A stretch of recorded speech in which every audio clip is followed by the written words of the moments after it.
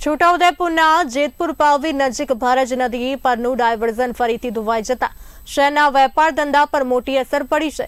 છેલ્લા 3 વર્ષથી નદી પરનો બ્રિજ તૂટી જવાથી જનતા અને સરકાર દ્વારા બનાવવામાં આવેલા ડાયવર્ઝન પણ વારંવાર નુકસાન પામતા લોકોને મુશ્કેલીનો સામનો કરવો પડી રહ્યો છે। તાજેતરમાં ડાયવર્ઝન ફરીથી નષ્ટ થતા જેતપુરથી બોડેલી જવા માટે લોકોને રંગલી ચોકડી થઈને 35 કિમી લાંબો પ્રવાસ કરવો પડે છે। ખસ્તા હાલ રસ્તાઓ અને વધારાના ખર્ચને કારણે સ્થાનિક નાગરિકો અને વેપારીઓ ભારે નુકસાનમાં છે। જેતપુરના બજારો સુમસામ બન્યા છે અને વેપારીઓ ધંધા ગુમાવતા આર્થિક ચિંતામાં છે।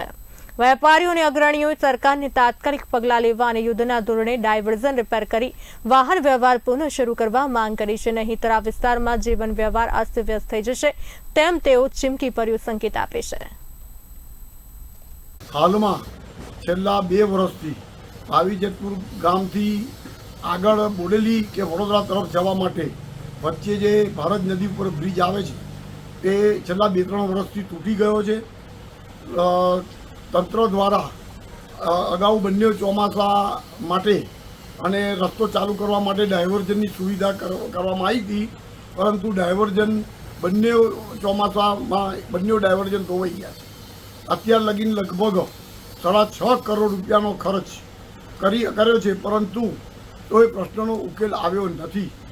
માટે મારી તંત્રને ખાસ વિનંતી છે કે આ ડાયવર્ઝન અત્યારે જેટલો ભાગ ધોવાયો છે ત્યાં મોટા ભૂંગળા નાખીને નવેસરથી એ રસ્તો ચાલુ કરવામાં આવે। ભલે હેવી વ્હીકલ ના ચાલુ થાય, પણ લાઇટ વ્હીકલ તેમજ 2 ચક્રી વાહન અને લાઇટ વ્હીકલ ચાલુ થાય તો પાવી જેતપુરના ધંધા રોજગાર ફરીવાર ચાલુ થાય। અત્યારે ધંધા રોજગારની પરિસ્થિતિ એવી છે કે લોકોને પોતાની દુકાન કોઈ ભાડે લીધી હોય તેના ભાડા પણ નથી નીકળતા। પાવી જેતપુર તાલુકાનું મુખ્ય મથક છે, પરંતુ ડાયવર્ઝન ધોવાને કારણે છેલ્લા 2 વર્ષથી ધંધામાં પાયમાલ થઈ ગયેલ છે બધા, અને ડાયવર્ઝન તૂટી ગયેલ છે। હવે જો એ વાહનો જેતપુરમાં શરૂઆત નહીં થાય, પાછા ચાલુ નહીં થાય તો ધંધા રોજગારમાં લોકો પડી ભાંગેલ છે, અને જો આવું ને આવું જો ચાલશે તો લોકોને મજૂરી કરવા જવાનો વારો આવશે આખરમાં। તંત્રને અમારી એક માંગ છે કે ભાઈ વહેલી તકે ગમે તેવું નાનું મોટું ડાયવર્ઝન ઊભું કરો, જેનાથી 2 વ્હીલ 4 વ્હીલ જઈ શકે, આવી શકે, જેનાથી ફરી જેતપુર પાવીમાં રોનક આવી જાય અને જેતપુરના વેપારીઓ ફરી પાછા ઊભા થાય।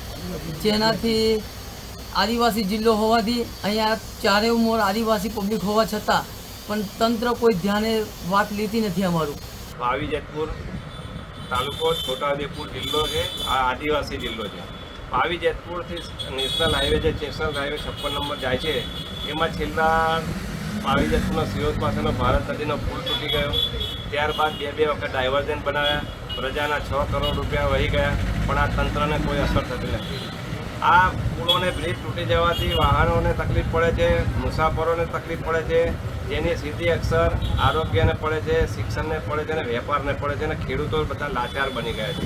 અગાઉ વર્ષો પહેલાં પાવી જેતપુરનો બ્રિજ તૂટી પડ્યો 2-2.5 વર્ષ પહેલાં, ત્યાર પછી આ સરકારે 2 ડાયવર્ઝન બનાવ્યા। એ ડાયવર્ઝન પણ થોડાક અંતરની અંદર તૂટી ગયા ભારે વરસાદના કારણોસર યા કોઈ પણ કારણોસર। આજે પાવી જેતપુરની સ્થિતિ છે વેપાર ધંધામાં કે નહિવત વેપાર થઈ ગયો છે પાવી જેતપુરનો। પાવી જેતપુરમાં માલ લાવવા માટે, ગુડ્સ માલ લાવવા માટે પણ એટલી બધી હેરાનગતિ છે, ગાડી ક્યાંકથી આવતી નથી, ફરતો લાવવો પડે છે। આજે પાવી જેતપુરને ઓક્સિજનની જરૂર છે, વેપારીઓને ઓક્સિજનની જરૂર છે કે એ તંત્રરૂપી જો કદાચ ડાયવર્ઝનને ફરી રિપેર કરે, આવનારા દિવસોની અંદર ગણપતિ છે, નવરાત્રિ છે, શ્રાવણ મહિનો ચાલી અગાઉ દિવાળી છે, એ પહેલાં જો ખરેખર કંઈ નિર્માણ કરીને પાવી જેતપુરના વેપારીઓને ઓક્સિજન રૂપી એ લોકો કંઈક મદદ કરે એવી હું તંત્રને વિનંતી કરું છું કે તમે એટલો અમને સપોર્ટ કરો। અત્યારે પાવી જેતપુરની સ્થિતિ બહુ નાજુક છે વેપારીઓની।